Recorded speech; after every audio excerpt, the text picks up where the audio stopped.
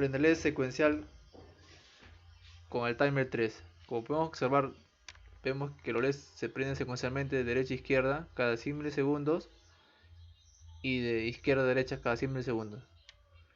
O sea, es un juego de prender secuencial de derecha a izquierda y de izquierda a derecha cada 100 milisegundos con el timer 3, como podemos observar en la simulación. Ahora va a la derecha, una vez que llega a la derecha ya retorna a la izquierda. Vamos a aplicar el código. Como explicamos anteriormente en los demás ejemplos, incluimos las librerías, los fuses es lo mismo, lo defy es lo mismo para hallar la velocidad y el delay para que nos sea más fácil, y las funciones. Vamos a utilizar cuatro funciones: el PLL que hemos explicado, la función del sentido, o sea, si va de izquierda a derecha, después queremos que vaya de derecha a izquierda, después de izquierda a derecha y así sucesivamente. Es una función que te retorna un valor entero. Después tenemos el timer 3, en la cual vamos a configurar el timer 3, ya no el timer 1 como anteriormente, sino vamos a configurar el timer 3 y las entradas y salidas de los puertos. Creamos dos valores de tipo estática, dos variables de tipo estática que diga SW y sentido. Ese es para hallar el sentido, y el sentido quiere decir 0 si va derecha a izquierda y 1, ¿no? Y el SW viene a ser el contador. O sea que si el SW va a indicar si va a ir en un LED, se va a prender en otro LED, en el otro LED. El SW va a prender cada LED secuencialmente. Y el sentido va a ser el sentido si va de izquierda a derecha o de derecha a izquierda. Tenemos también el timer 3 está configurado por interrupción. Por eso que nosotros vemos en esta rutina, vemos en la rutina que se está ejecutando el timer 3 con su repetida interrupción. Ahora, si nosotros vamos a las funciones, ahí podemos ver. Si sentido es 0, entonces va a aumentar. Si sentido es 0, va a aumentar el SW.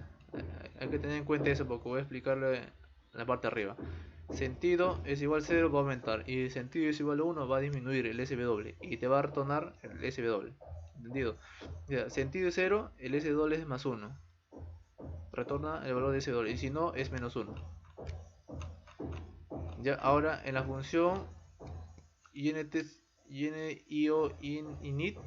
vas a indicar si todos son salidas digitales por este registro y la salida de los LED correspondientes. En este caso he configurado que todo sea independientemente. Por ejemplo, no el tris A igual 0, sino que el tris A bit.A0, A1, A2, A4, A7, A8, A9 como está independientemente. Y le definimos que inicialmente todo sea 0, todo independientemente. Y en la configuración o en la función timer 3 init, entonces creamos una variable local, porque solamente cada vez que va a llamar esta función la variable va a variar, o sea, en este caso 100 milisegundos, y de acuerdo a todos los registros el PR3 le ponemos la función de ecuación correspondiente y vamos a hallar automáticamente que el timer va a trabajar a 100 milisegundos. Estas funciones indican la prioridad, la interrupción y la activación del timer. Y el PR3 indica hasta ese valor va a llegar y se va a desbordar. Todo esto configuramos el timer 3. Este es el PLL que va a elevar a 40 MHz. Ahora nos centramos en la función main, la función principal. Aquí estamos redundando, pero de igual manera va a trabajar. Después llamamos la función PLL init. Acá inicializamos el puerto A como salida de entrada, como había explicado.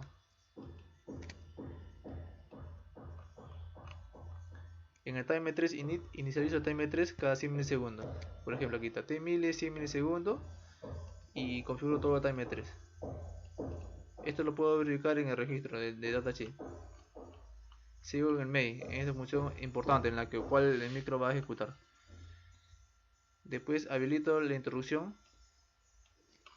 Esto es importante para habilitar la interrupción del timer 3. Eso quiere decir que va a entrar, cada vez que se desborda va a entrar a esta rutina, esta interrupción. Después inicio que el sentido sea 0 y que el SW sea 0. Y no pongo nada en el while porque todo se va a ejecutar en la interrupción. Sentido 0 y SW 0. Entonces empecemos. Se desbordó cada 100 milisegundos, entonces yo digo que si el SW es 0, inicialmente está 0, entonces va a entrar acá. Va a ser el LAT 1. Va a prender el primer LED. Sentido es 0. Y digo, si sentido es 0 va a sumar. Entonces SW va a ser S más 1 igual 1. Como hemos visto acá, si el sentido es 0, el SW va a sumar más 1. Entonces aquí podemos observar, sentido es 0, entonces va a sumar 1. ¿Sí? Entonces pasa al siguiente borramiento, va a decir SW es 0, no, SW es 1, sí. Entonces si el SW es 1, entonces va a prender el siguiente LED y va a preguntar, ¿sentido es 0? Sí, porque el sentido al inicio fue 0. Y SW es 1 más 2, 2. Entonces SW va a valer 2. El siguiente desbordamiento va a ser 2. Después va a ser 3, 4, 5, 6. Hasta que llegue a 7. Una vez que SW sea 7, entonces va a prender el siguiente LED, que es el último. Y el sentido se va a ver 1. Y si sentido es igual a 1, o sea, si sentido no es 0, entonces va a ser, como sentido es 1, va a disminuir en 1. Entonces sentido es 1 y como SW 7, entonces va a retornar SW 6. En el siguiente desbordamiento va a preguntar 6, SW 6, sí.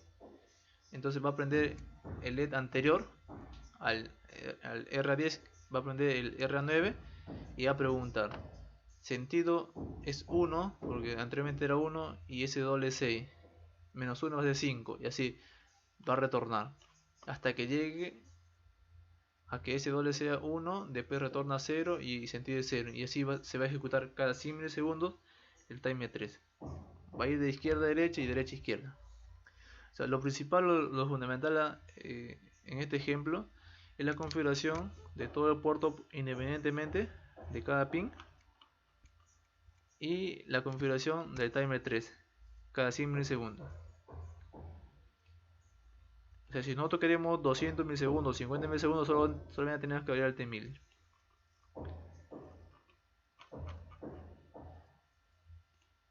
Y en el ejemplo podemos observar que está yéndose a la izquierda cada vez que llega al D8 o al R10.